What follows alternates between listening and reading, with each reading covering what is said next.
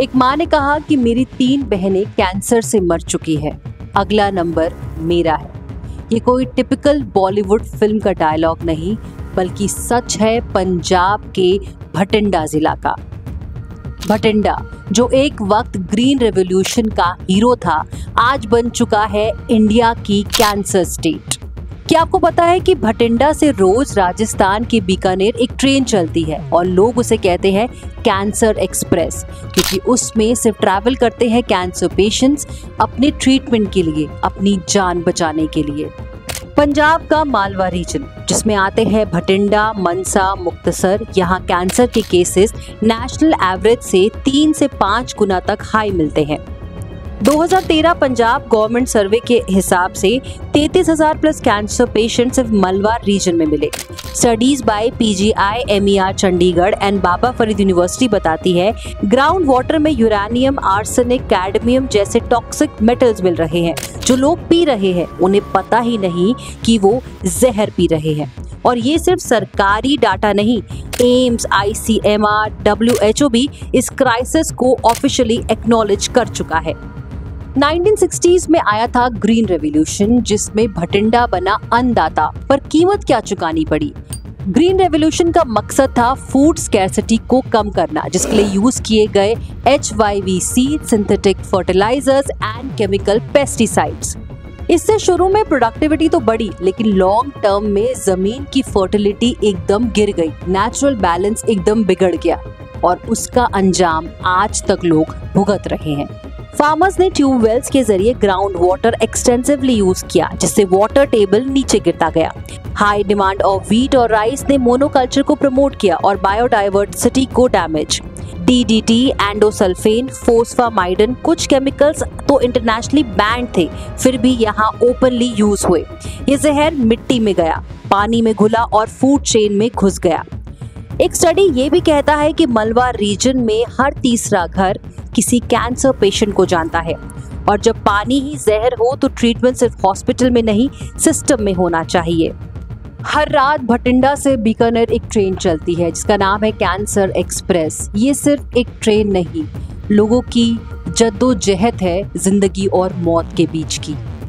Bikaner cancer hospital में treatment सस्ता होता है, इसलिए लोग वहां जाते हैं। कई लोग अपनी जमीन बेच देते हैं, अपना सब कुछ लुटा देते हैं सिर्फ जिंदा रहने के लिए। उस ट्रेन की हर एक सीट पर एक कैंसर पेशेंट नहीं बैठता, वहां बैठती है किसी की माँ, किसी का बाप, किसी का बेटा, किसी का पति, जो इस उम्मीद से जाता है कि वो जल्द ठीक होकर घर वापस आएगा। और ये हाल सिर्फ पंजाब के भटिंडा का नहीं, बल्कि पूरे इंडिया का धीरे धीरे होता जा रहा है। रिपोर्ट्स के मुताबिक इंडिया बन चुकी है वर्ल्ड की कैंसर कैपिटल। इंडियन एक्सप्रेस की एक रिपोर्ट के मुताबिक हर डिकेड में, यानी हर 10 साल में कैंसर पेशेंट्स 20% तक बढ़ रहे हैं, और रूरल एरियाज में तो अवेयरनेस की वजह से या फिर ट्रीटमेंट नहीं होने की वजह से ये बीमारी भयंकर रूप ले रही है। ICMR के 2022 के डाटा के मुताबिक इंडिया में करीब 14.6 लाख न्यू केसेस रजिस्टर किए गए। वहीं 2025 तक ये नंबर 16 लाख के पार हो सकता है। अगर देखा जाए तो इंडिया में सबसे ज्यादा ब्रेस्ट कैंसर, लंग कैंसर जिसका कारण है smoking and pollution, oral cancer जो टोबैको या स्मोकिंग की वजह से होता है, वही सर्वाइकल कैंसर जिसका कारण है poor screening in rural areas, और साथ ही हाइजीन। आज कैंसर मेट्रो सिटीज तक सीमित नहीं है, विलेजेस, ट्राइबल बेल्ट्स, छोटी जगह, सब जगह फैल रहा है।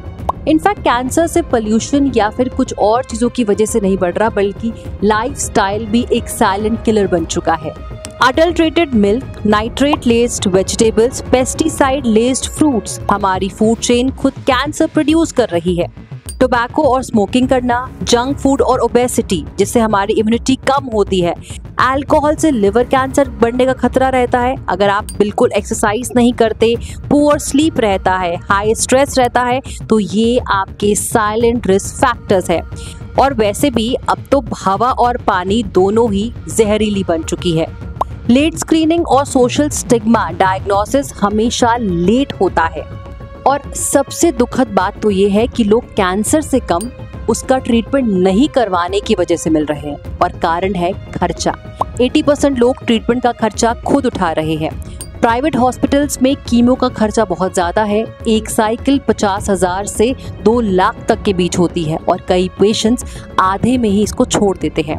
और गवर्नमेंट हॉस्पिटल का हाल तो हम सब जानते हैं। इतनी लंबी लंबी लाइन, डॉक्टर के अपॉइंटमेंट मिलने में 2 से 3 महीने की वेटिंग, डिलेड केयर और कई हॉस्पिटल में तो ड्रग्स ही अवेलेबल नहीं होते ट्रीटमेंट के लिए, जिससे पेशेंट उन्हीं लाइन में कहीं खो जाते हैं।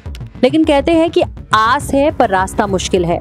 कुछ पंजाब के गांव में फिल्टर्ड वाटर प्लांट्स लगाए गए हैं। एम्स, टाटा मेमोरियल जैसे इंस्टीट्यूशंस अवेयरनेस कैंपेन चला रहे हैं। Can support, Indian cancer society जैसे एनजीओज ग्राउंड लेवल पे हेल्प कर रहे हैं।